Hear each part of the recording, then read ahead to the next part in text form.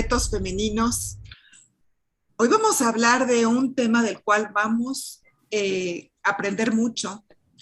Hoy más que nunca necesitamos saber cuáles son mitos, cuáles son realidades sobre la nueva ola del COVID, del SARS-CoV-2.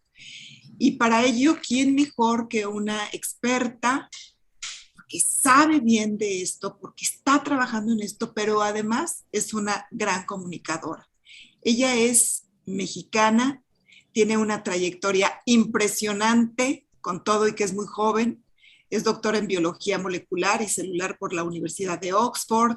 Fue seleccionada en el año 2009 como una de las mujeres líderes jóvenes más influyentes de la región de América del Norte y es reconocida como una de las mejores voces expertas para hablar sobre COVID-19 en idioma español. Ella está residiendo actualmente en Washington, colabora con distintas iniciativas internacionales para el desarrollo de medicamentos contra el COVID y le doy la más cordial bienvenida a la doctora Roselyn Lemus Martín, quien es un orgullo nacional. ¿Qué tal, doctora? Bienvenida. Muchas gracias, Julieta. Muchas gracias por la invitación. Pues no, muchas gracias a usted. Estamos de verdad encantadas de poder conocer bien a fondo cuál es la situación en la que estamos. Y vamos a hablar entonces de qué está pasando. ¿Qué de toda esta información que recibimos a diario es confiable o no? Así es de que la primera pregunta es, ¿por qué esta nueva cepa llegó, doctora, tan virulenta y ha repuntado como nunca los casos de COVID en algunos países y por desgracia está siendo el caso de México? Bueno, pues de hecho el virus, cualquier virus, indudablemente los virus mutan. Eso es lo que está pasando con SARS-CoV-2, está mutando. Entonces, por eso está surgiendo nuevas variantes, están surgiendo nuevas variantes. Variante Delta no es la única, pero sí es la más transmisible hasta el momento que se conoce, ¿no? De hecho, ya poniéndolo en perspectiva, comparando incluso con otros virus, incluso es tanta su transmisibilidad que muchos medios la han clasificado como un nuevo virus. Obviamente no es un nuevo virus, es el mismo virus, pero está mutando. El virus se adapta a el huésped. El huésped somos nosotros, nuestras células, y entonces el virus se está adaptando para poder infectar ese huésped de mejor manera. Entonces, ¿qué es lo que está pasando? Que ya infectó a muchas personas, infectó a muchas personas se están vacunando, se están protegiendo, pero el virus se tiene que adaptar para poder infectar a ese huésped de mejor manera. Y eso es lo que está pasando con variante Delta. Entonces, variante Delta surge en India en este año. Desafortunadamente, las variantes surgen en personas enfermas. Por eso la importancia de vacunarse. ¿Por qué? Porque si nos vacunamos, evitamos en cierto porcentaje enfermarnos y entonces no vamos a dar oportunidad de que este virus pueda mutar. Pero si nos enfermamos, sí tiene oportunidad de mutar, sobre todo en personas donde permanece varios días e incluso semanas, ¿no? Personas que estamos hablando, personas que están en el hospital luchando por su vida. En ese tipo de personas es donde el virus puede mutar y de ahí saltar a otra persona, ¿no? Que es lo que sucedió con variante Delta. Y bueno, hay muchas variantes, pero la que nos está preocupando en el mundo en este momento es variante Delta porque está causando muchos casos, está causando casos incluso en personas vacunadas, en países que ya habían alcanzado un porcentaje alto de vacunación, es lo que está causando, ¿no? Muchas muertes todavía, muchos casos. Y como lo mencioné antes, las antiguas variantes o como surgió el virus, una persona podía contagiar 3 personas más, 4 personas más. Ahora con esta nueva variante, una persona puede contagiar hasta 6 o 9 personas más. Entonces, por eso es más transmisible. Vamos a imaginar esto como siempre me gusta dar la analogía de una llave y un candado. El virus es la llave que va a abrir nuestro candado, nuestras células son el candado. Entonces, antes la llave abría bien, entraba el virus. Ahora, con variante Delta, ya se adaptó tanto, se transformó esa llave de tal forma que entra más fácil a abrir el candado, ¿no? Entonces, es lo que está pasando, por eso es más transmisible el virus. Y bueno, desafortunadamente en México llegó variante Delta. ¿Por qué llegó a muchos países, incluido México? Porque viajando, si las personas viajan, viaja el virus. Entonces eso es lo que pasó en México, ¿no? Además, México desafortunadamente pues no tiene un control muy estricto de fronteras, como tienen otros países, que se requiere una prueba o se requiere cierto aislamiento antes de que esa persona conviva con los demás, ¿no? Ciertas pruebas. En México desafortunadamente no existe eso, entonces, bueno, entró variante Delta. Y ahora está causando este tercer repunte que es muy intenso, que no solamente está en México intenso, está intenso en Estados Unidos, está intenso en Europa y en otros países. Así es, doctora. Pues entonces la variante Delta podría decirse que está tendiendo a ser en poco tiempo la dominante, que está dando a personas que ya les había dado incluso el COVID y que también estaban vacunadas con 2 dosis, que esto es realmente lo más sorprendente.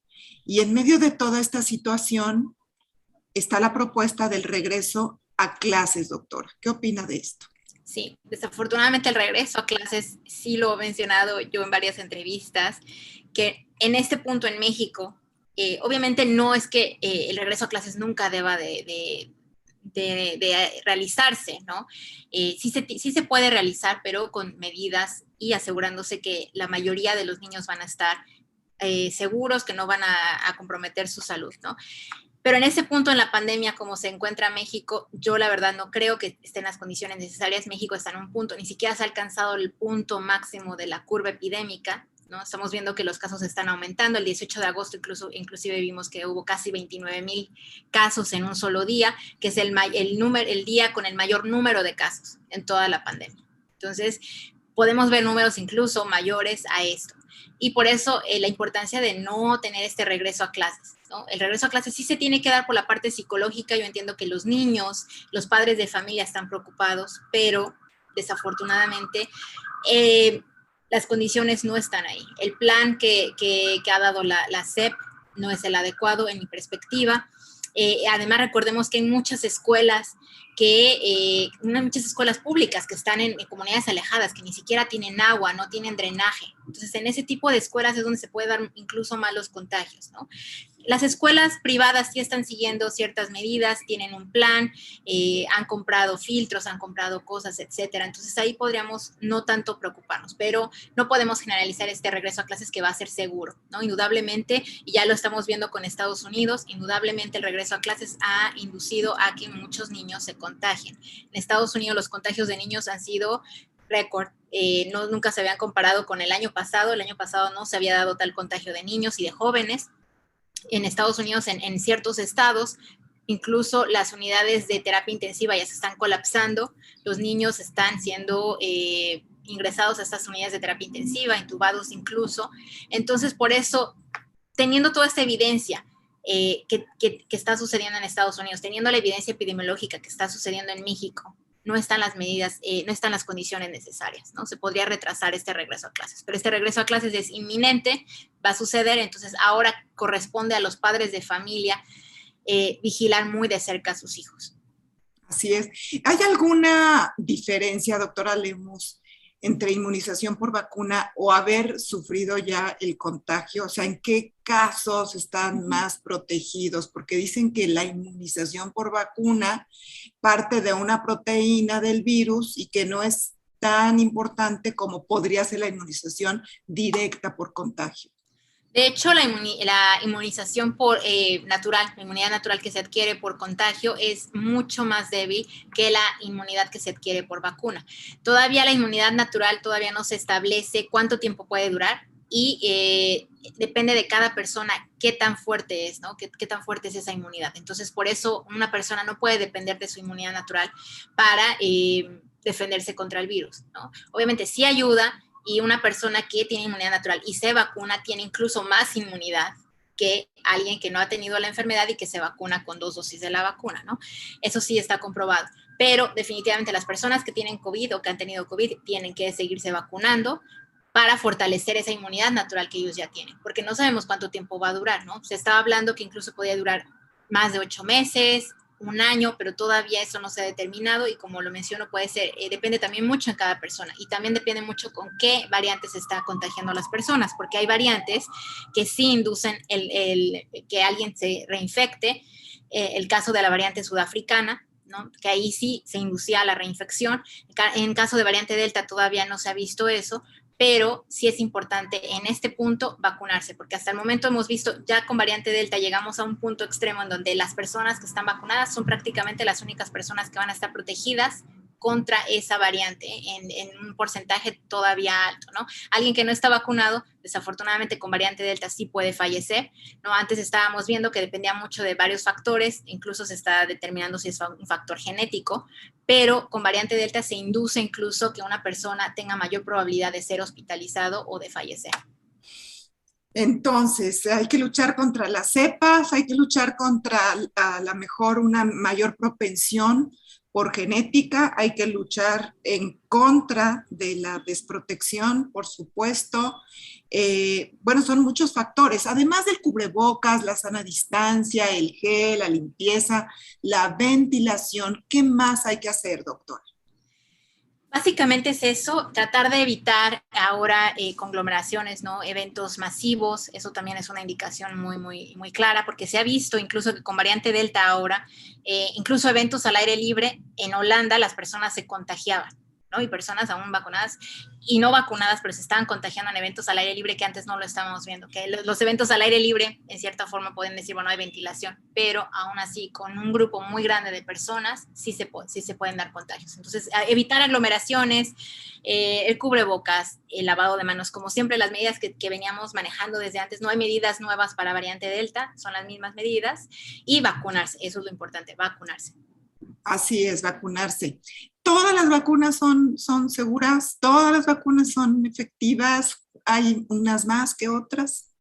A mí no me gustaría decir que una vacuna es mejor que otra. Todas las vacunas podemos decir que en un rango, obviamente cada vacuna se evaluó de forma diferente. El estudio de fase 3 se evaluó con diferente número de voluntarios, diferente estadística, entonces por eso estos porcentajes de eficacia son diferentes, ¿no?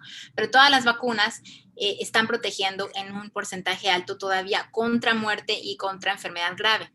Lo que muchas personas están todavía no entendiendo y están diciendo, bueno, es que las vacunas no están funcionando porque variante Delta, las personas se están infectando a pesar de tener la vacuna, y eso ya sabíamos que iba a suceder. ¿Por qué? Porque las vacunas no se diseñaron para evitar como tal una infección al 100%, ¿no? No están diseñadas así, están diseñadas precisamente para evitar una enfermedad grave y la muerte. Entonces, las personas todavía nos podemos infectar. La vacuna no mata el virus cuando entra a nuestro cuerpo, puede seguir entrando, pero lo que sí está induciendo que nuestro sistema inmune esté más preparado y que si el virus entra a nuestro cuerpo, ya vamos a estar preparados y la infección se va a llevar de una forma totalmente diferente. Si antes íbamos a fallecer, ahora vamos a llevarlo como un resfriado común, si estamos vacunados. Lo que entiendo es que el papel del propio sistema inmunológico es enorme. ¿Hay algo que pueda fortalecer este sistema que esté probado, doctora? No, desafortunadamente no. Hay suplementos, pero la verdad no hay nada que fortalezca el sistema inmune más que las medidas que cada quien lleva, ¿no? Comer bien, hacer ejercicio, dormir, todo eso fortalece de forma natural, pero hasta el momento no hay un medicamento, y cualquier cosa que les intenten vender que sea milagroso y porque hay el transferón, ¿no? En México está siendo muy común el transferón, que no, la verdad no se ha comprobado su eficacia, y a otros suplementos. Se pueden tomar suplementos, vitamina C, vitamina D, pero indudablemente el sistema inmune de cada persona también ya viene determinado muchas veces por genética, ¿no? Y muchas veces por condiciones crónicas que ya tiene cada persona. Entonces, lo importante aquí es comer bien, alimentarse adecuadamente, hacer ejercicio, dormir bien. Serían lo básico. Uh-huh. Necesitamos más dosis. Ya está hablando de una tercera etapa de vacunación en algunos países cuando pues sabemos que no toda la gente, por lo pronto aquí en México, está vacunada. Y si es así, ¿cada cuándo? ¿Ya va a ser para siempre la vacunación frecuente? Todavía no se ha determinado exactamente cada cuánto nos vamos a tener que estar vacunando. Lo de la tercera dosis es interesante porque hay un debate ahí entre varios científicos, tenemos diferentes posturas. De hecho, la decisión que tomó Estados Unidos se está evaluando porque en realidad la evidencia no fue tan contundente como para tomar esa decisión de la tercera dosis. De hecho, muchos científicos estamos abogando porque en lugar de aplicar esa tercera dosis, las personas que no se han vacunado se vacunen, porque en esas personas es donde puede surgir otra variante, ¿no? Y lo que no queremos es que surja una variante que evada completamente el efecto de las vacunas y entonces las vacunas ya no funcionen y se tengan que reformular, ¿no? Y también está el problema de que para controlar la pandemia a nivel global se necesita vacunar al menos al 80% de la población mundial. ¿Y qué va a pasar? Si varios países ricos están, digamos, están acaparando las dosis que van a aplicar para terceras dosis, van a dejar desprotegidos a otros países que no tienen acceso a una sola dosis. Y entonces en esos países es donde pueden surgir de nuevo variantes y entonces vamos a regresar al punto número 1, porque de nada sirve que Estados Unidos esté completamente protegido, que las personas en Israel estén protegidas en países ricos, si hay países que no han tenido acceso a una sola dosis y que ahí es donde puede surgir una variante que, aunque cierto país esté protegido, esa variante puede viajar y entonces otra vez reiniciamos, vamos al inicio número 1, ¿no? Entonces, por eso la importancia de controlar la pandemia a nivel mundial y eso solamente se va a lograr con hacer una distribución homogénea, una distribución equitativa de las dosis. Entonces, por eso esta tercera dosis, que evidentemente, una cosa es la evidencia científica, no nos está mostrando algo tan fuerte que se necesite.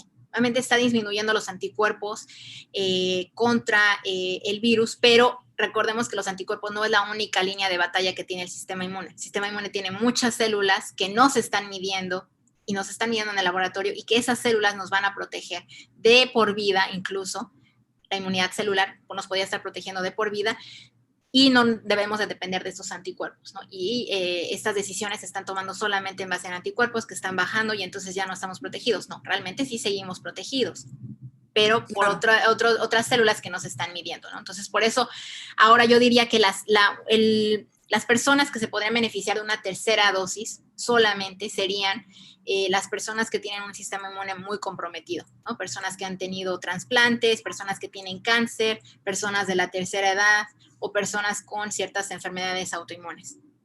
Uh-huh.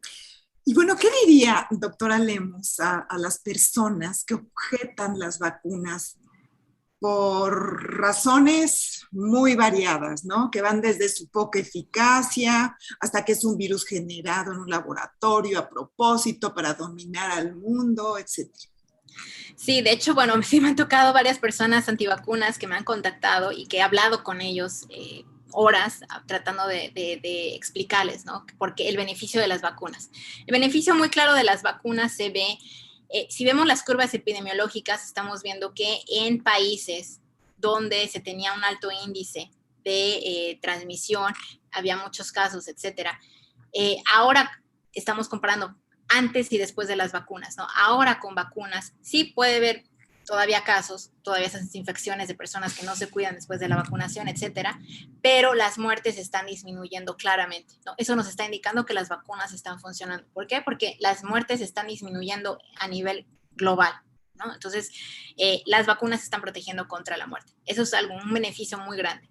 Ahora, cualquier riesgo que tenga la vacuna, que es mínimo, porque comparando, haciendo números, sí hay un riesgo, que es el riesgo que tiene cualquier químico que entre a nuestro cuerpo, sea un medicamento, sea cualquier cosa, ¿no? Incluso alguna droga.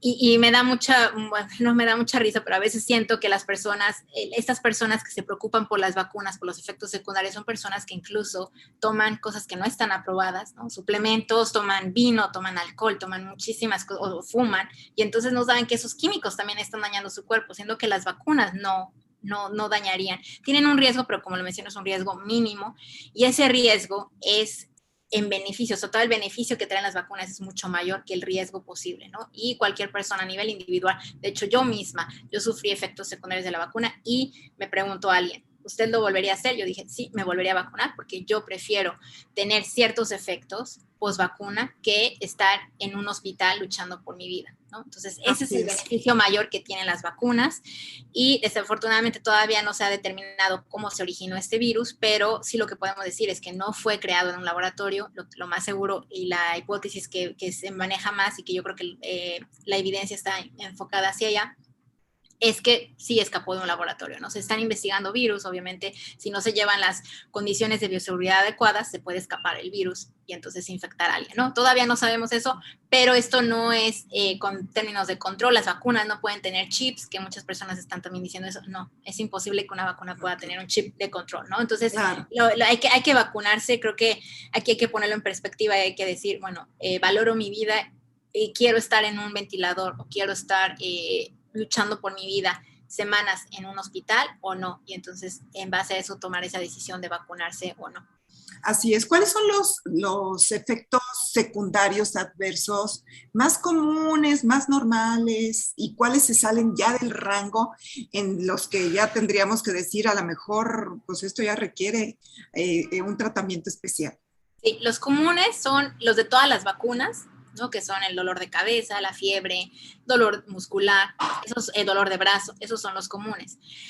Ahora, los que se salen de rango, que son, digamos, son raros, eventos serios raros o un poco más serios, ¿no? Ya son, por ejemplo, la trombosis, que se presentó en ciertos casos con una vacuna de AstraZeneca, Guillain-Barré, que es cierta parálisis, eventos neurológicos que son parálisis facial, por ejemplo, pero todos estos todavía se pueden manejar clínicamente, ¿no? Y no son fatales, ninguno de esos es fatal, se pueden manejar clínicamente, pero sí salen ya de lo normal. Y sí se han presentado, ¿no? Con ciertas vacunas, pero como lo mencionó, se pueden controlar, ¿no? Ahora sí, la importancia, por ejemplo, yo sí quería mencionar algo, y si queremos evitar esos efectos adversos lo más posible, los raros, no hay que estar combinando vacunas desmedidamente, que es lo que se está haciendo en México. Se están combinando vacunas sin tener evidencia. Las personas incluso se están poniendo 5 dosis ya de vacuna, y aquí sí, no por tener más dosis uno va a estar más protegido, o por tener vacunas diferentes uno va a estar más protegido que alguien que solamente tiene las 2 dosis de una vacuna. La etapa experimental, doctora Roselyn Lemus, ¿cuándo se cumple? ¿Cuándo se termina? ¿Cuándo se entregan resultados? ¿Cuándo se llega a conclusiones?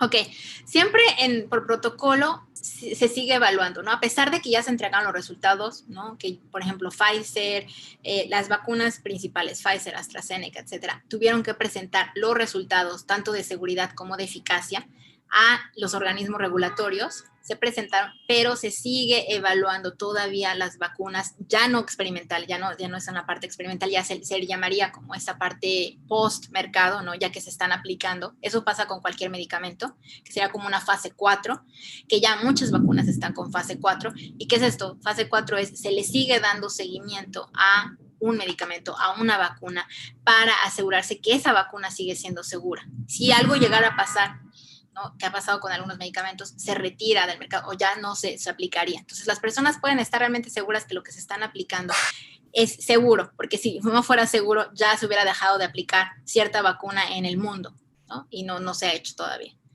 Claro. Ahora, finalmente, quiero terminar con esta pregunta, ya para no robarle tanto tiempo. No, está bien, no te preocupes, yo sé que está al 1000 por hora, y de verdad muchas gracias por ofrecernos esta media hora que es tan valiosa. Pero bueno, lo último sería si las cifras de contagios y muertes en nuestro país es apegada a la realidad, si hay un subregistro, si el manejo ha sido bueno o malo y cómo podría mejorar. Ok. Sí, el subregistro sí existe, y esto no solamente es en México, en muchos países. De hecho, yo creo que nos vamos a dar cuenta de las muertes reales, de las cifras reales el siguiente año para la mayoría de los países. Esto es indudable en cualquier país, porque las muertes no se pueden registrar tan rápido, ¿no? En algunos países se registra de forma más rápida, pero está llegando a un punto, por ejemplo, estamos viendo Florida, que se están colapsando tanto ya los crematorios, pues es imposible estar registrando todas esas muertes. Se está trabajando más en tratar de cremar los cuerpos, y perdón por ser muy dura con esto y muy gráfica, pero es lo que está pasando, ¿no? No hay un registro como tal en tiempo real, y sí hay un subregistro en México, indudablemente, sí, por eso está el exceso de mortalidad, que se calcula teóricamente ese posible exceso.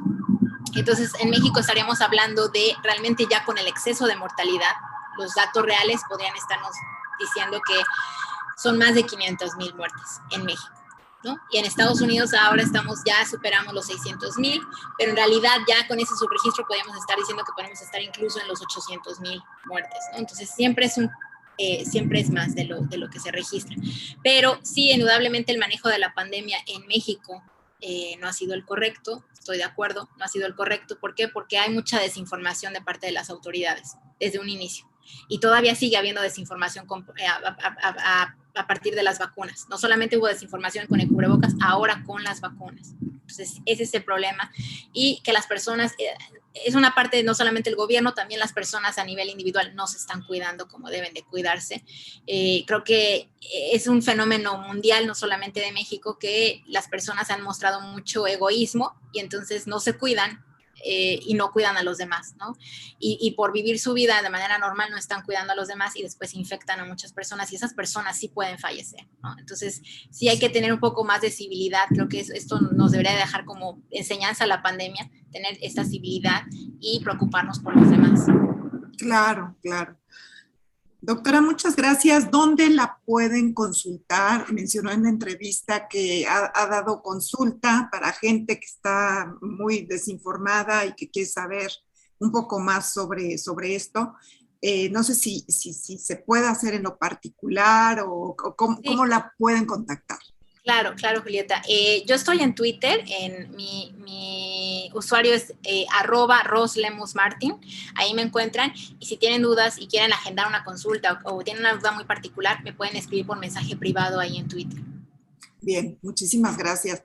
Ha sido de verdad muy aleccionador hablar con la doctora Jocelyn Lemus Martin, doctora por la Universidad de Oxford, una de las mujeres líderes jóvenes más influyentes de la región de América del Norte, reconocida internacionalmente como una de las voces expertas para hablar sobre COVID-19 en español, y yo le agradezco muchísimo que se haya tomado el tiempo para sacarnos de tantas dudas. ¿Un mensaje final? El mensaje final yo creo que sería, hay que seguirnos cuidando, a pesar de la vacunación. No nos está dando inmunidad completa, muchas personas están confiando en eso, no se confíen, no, hay que seguirse cuidando, sobre todo no por nosotros, sino por los demás. Ese mensaje de civilidad, de cuidar a los demás y pensar en los demás. Así es. Gracias, doctora. Que sigan sus investigaciones y toda esa labor de comunicación sobre mitos y realidades del SARS-CoV-2. Muchas gracias. Muchas gracias, Julieta. Que esté muy bien. Hasta luego. Gracias, hasta luego.